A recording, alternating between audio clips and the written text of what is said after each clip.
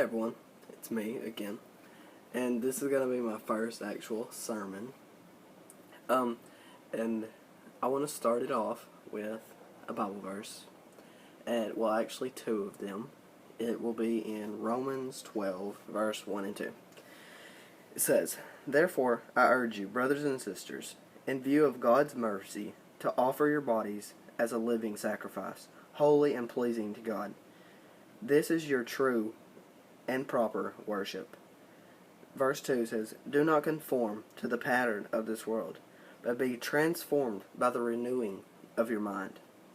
Then you will be able to test and approve what God's will is, His good, pleasing, perfect will." What does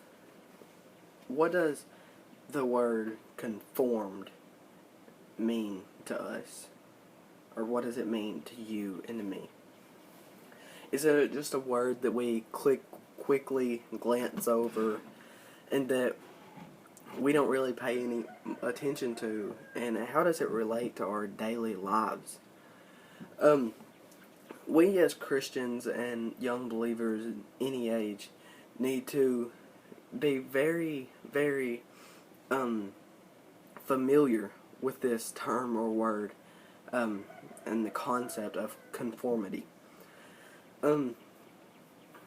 Not just to understand what Paul's saying in Romans 12, but because the word plays a very important in our lives, whether we're 12 or 15 or whatever age we are, it still plays a good role in our life. So what is the definition of conformity? The definition is to conform to another's pattern, to desire to be like someone else, whether it's to do what they do, or to say what they say, or to wear what they wear. It's to accept the ideas, the fashions, the ways of walking or talking that is popular. So therefore, a conformist is someone who is afraid to be different. Someone who feels a need to be like everyone else. So what about conformity in our society? There's a tremendous pressure on us to conform to the standards of the group. Even adults feel a need to conform. Also, many young people, in the way we dress, in the way we act outside of church. In church, it's easy to go in there and be a good, faithful person, and to be close to God in the instant. But what about outside of church? Do we cave in to conform? We are not supposed to, as it says in Romans 12. The pressure to conform is the strongest during adolescence. The young often have low self-esteem or low esteem. They want to desperately to be accepted and esteemed by others.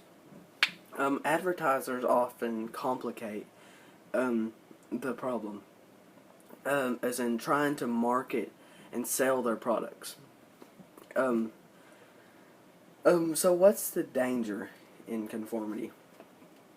Some of the problems is it can easily lead into doing things you know that are wrong. As in, you're with your friends, you're a boy, you're with your friends, and you're with them, and they don't think anything, and they pull out something, alcohol or anything, and you've conformed to them all this time that now you're in that instant right there, where it's a huge choice and a very serious choice. When others follow suit, the pressure to conform is great. Ridicule to conform is often applied. If you don't conform to them, then you're going to get ridiculed and, come on, you need to do this, pressured into it. And once you give in, the next time to conform is even easier than that time.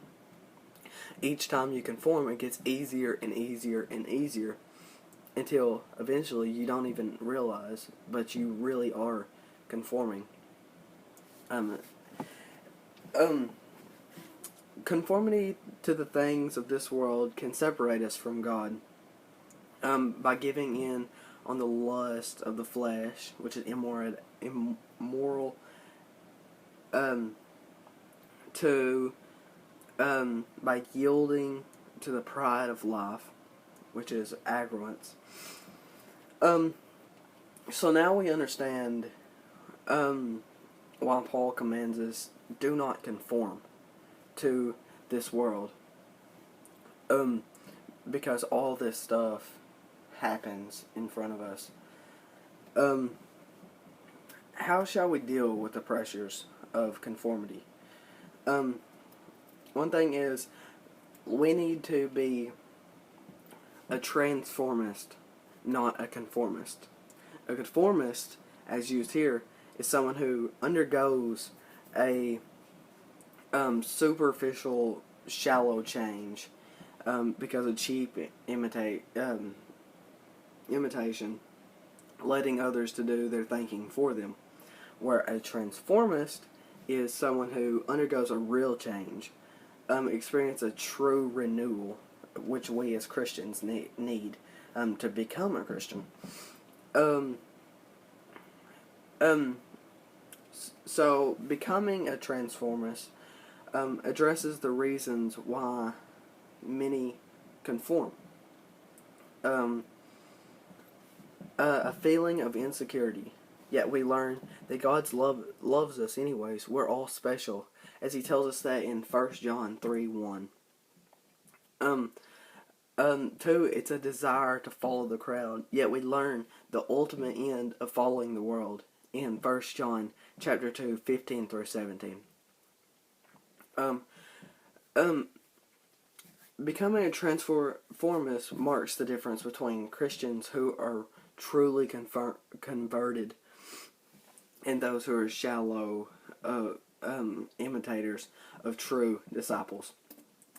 And one way to easier not be a conformist is we need to be a leader, not a follower. We've always heard that our whole lives, that we need to be a leader, not a follower.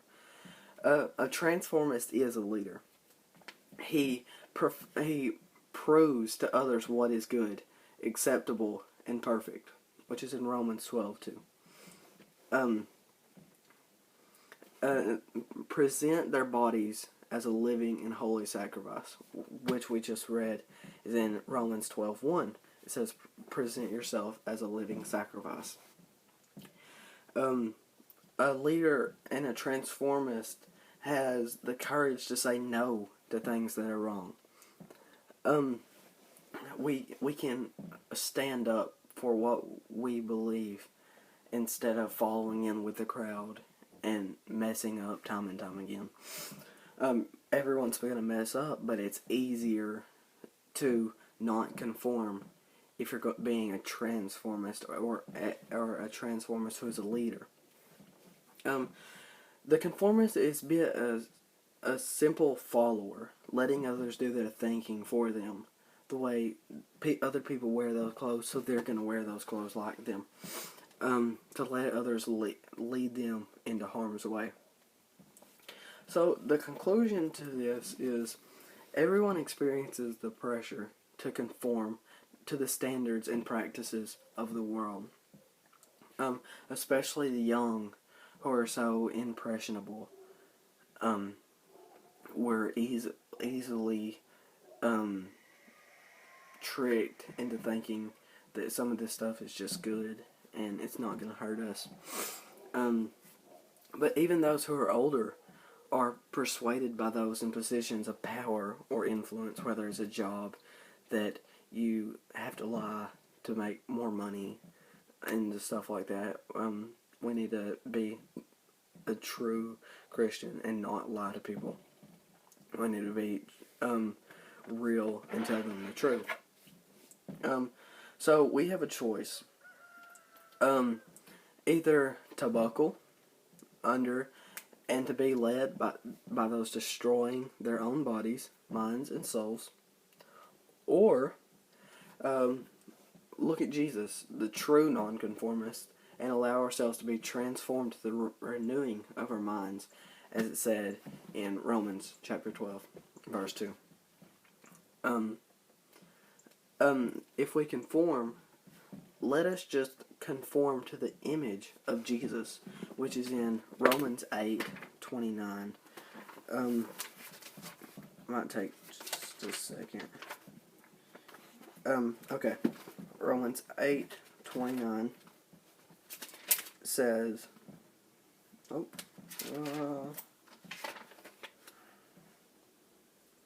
okay. Romans 8:29. For those God foreknew, he also predestined to be conformed to the image of his Son, that he might be firstborn among many brothers and sisters. So, if we feel a need to conform, why don't we conform to Jesus? Try to be more like him, and go and let him lead us, instead of let those people who are destroying themselves and hurting themselves and putting us in danger lead us. For that will requires a true transformation inside the human. If we are truly saved, then we will want to conform to be like Jesus. And we can demonstrate what is good, acceptable, and the perfect will of God. Like it said in chapter 12, verse 2, it said, and then we can see the will, the good, the perfect will of God. So, once again, I'm going to repeat this one more time, is if we need to conform, please let us conform to God's Son, Jesus. So then we can be closer to him, and we can go out and be a true, better example than following those, and us not showing our true Christian selves. Thank everyone for watching. I'll try to have one up at least once a week, until school's out, which is 2 more weeks for us. And so then in the summer, I'm definitely going to do one. If I'm working, I'll do one. If not, then I will try my hardest to do 2. But anyways, thank you everyone for watching, and goodbye.